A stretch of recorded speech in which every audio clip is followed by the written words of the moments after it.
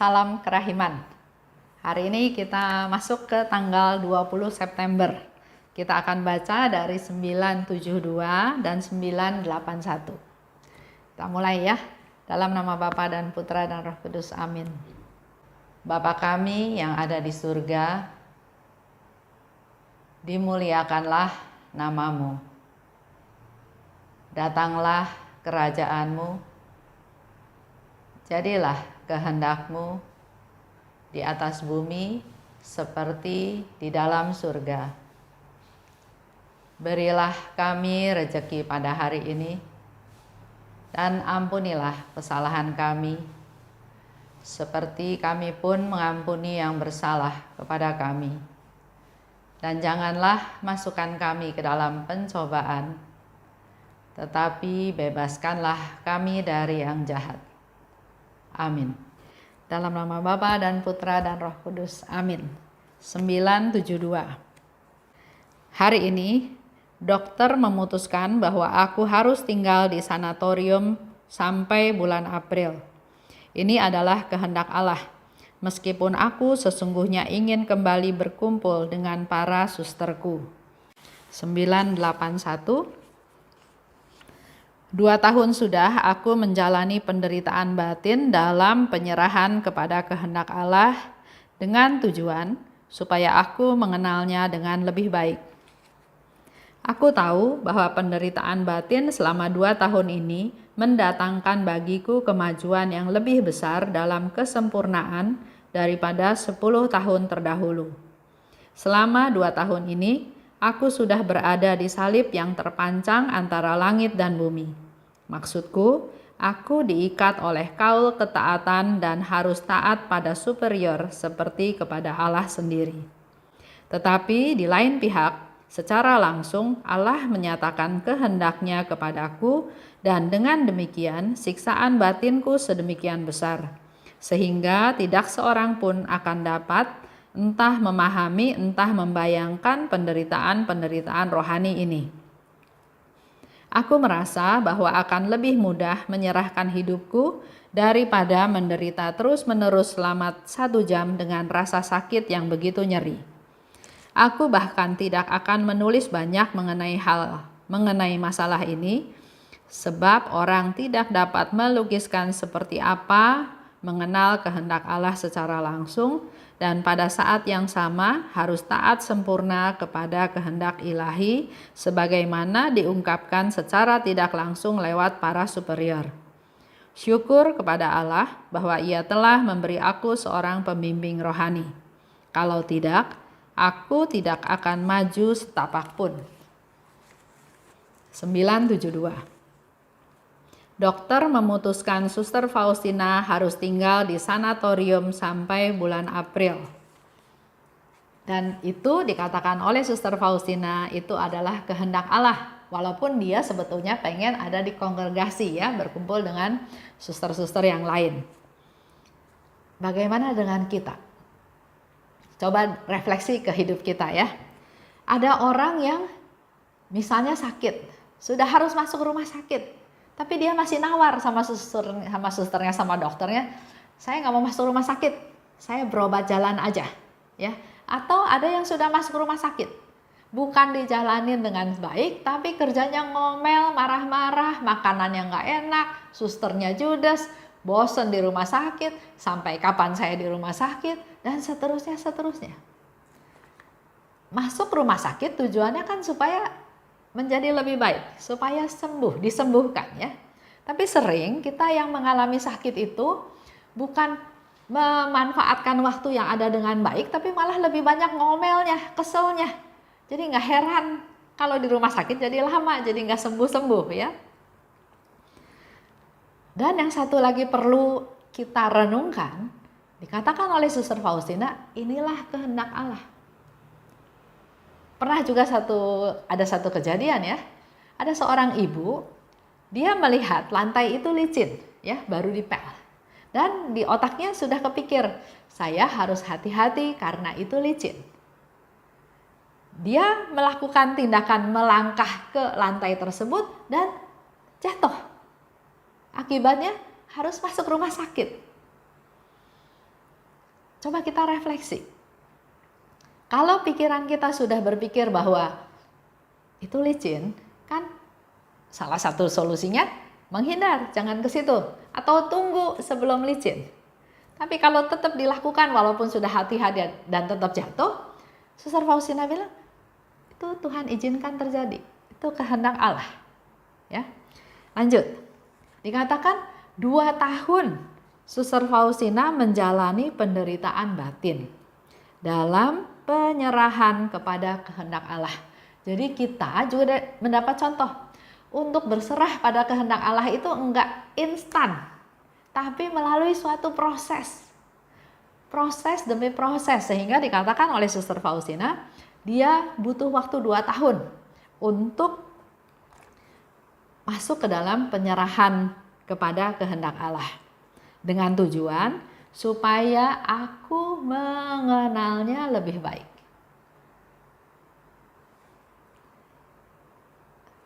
Dalam 2 tahun itu ternyata mendatangkan kemajuan yang lebih besar dalam kesempurnaan daripada 10 tahun yang lalu. Jadi semuanya ada proses, enggak merata seperti itu, enggak sama ya. Dalam 10 tahun, Suster Faustina katakan dia dapat enggak sebanyak seperti yang 2 tahun terakhir ini. Ya, jadi ada suatu proses. Penderitaan batin, dia mengalami penderitaan batin karena dia diikat oleh kaul ketaatan ya. Di dalam kongregasi, di dalam biara tersebut ada kaul ketaatan juga, dan harus taat juga pada para superior seperti pada Allah. Allah menyatakan kehendaknya padaku. Jadi kalau saya nangkep cerita ini kayak semacam ada kontradiksi. Allah menyatakan kehendak Allahnya, tapi para superior menentukan hal yang lain. Terjadilah suatu pergumulan, penderitaan yang harus dialami oleh Suster Faustina. Di satu pihak dia harus taat pada kaul kekalnya kepada Tuhan. Di saat yang sama dia harus taat pada para superiornya. Itulah yang dialami oleh Suster Faustina, penderitaan batin. Dan begitu besar atau begitu penderitaan yang harus dialami, sampai dikatakan oleh Suster Faustina, dia pun nggak bisa menuliskannya. Apa yang dia alami, itu dia nggak bisa menuliskannya, nggak bisa dijabarkan, digambarkan dengan suatu tulisan. Tidak dapat melukiskan seperti apa mengenal kehendak Allah secara langsung. Dan pada saat yang sama dikatakan harus taat sempurna pada kehendak ilahi yang diungkapkan lewat superior. Pergumulan ini nggak bisa dia tuangkan dalam tulisan, ya. Ada keinginan, mungkin ada keinginan yang berbeda atau tujuan yang berbeda, ada penangkapan yang berbeda juga. Contoh yang Suster Faustina alami, di satu pihak Yesus bilang bikin kongregasi. Dan itu nggak cuma satu kali, terus menerus Tuhan ingatkan, dia mau ada kongregasi, kamu harus hidup di dalamnya, dan seterusnya ya.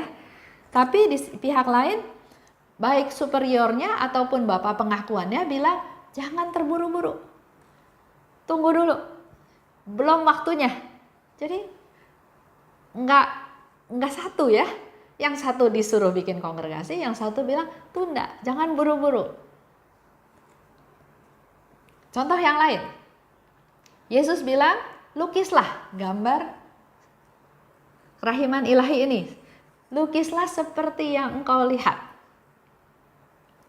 Di satu pihak Yesus minta Suster Faustina untuk supaya gambaran itu dilukis. Bahkan dengan jelas Yesus katakan dilukis dengan kuas dan seterusnya. Tapi pada waktu dia bercerita, baik kepada suster, kepada bapak pengakuannya, kepada Pastor Sopotsko, nggak langsung diterima, nggak langsung welcome diterima. Dikatakan itu ada di dalam hatimu. Jadi belum tentu yang diminta oleh Yesus itu langsung dilancarkan semuanya lurus gampang aja. Itu salah satu contoh ya, contoh Kalau itu kan kita tahu ceritanya ya. Tapi kalau di sini Suster Faustina bilang nggak bisa dilukiskan. Jadi ada satu pengalaman yang mungkin dia alami yang nggak bisa dia lukiskan. Itulah penderitaan batin yang dialami oleh Suster Faustina. Balik lagi, di dalam hidup kita juga, kita perlu relasi dengan Tuhan.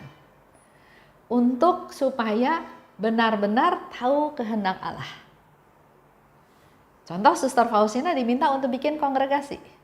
Tapi di dalam perjalanan hidupnya, setahun demi setahun melalui segala macam peristiwa, akhirnya Suster Faustina tahu, oh bukan kongregasi baru yang terpisah dari kongregasi yang ada, tapi yang dikehendaki oleh Tuhan adalah komunitas awam, kerasulan awam, gerakan kaum awam untuk menyebarluaskan kerahiman ilahi. Begitu pula dalam hidup kita sehari-hari.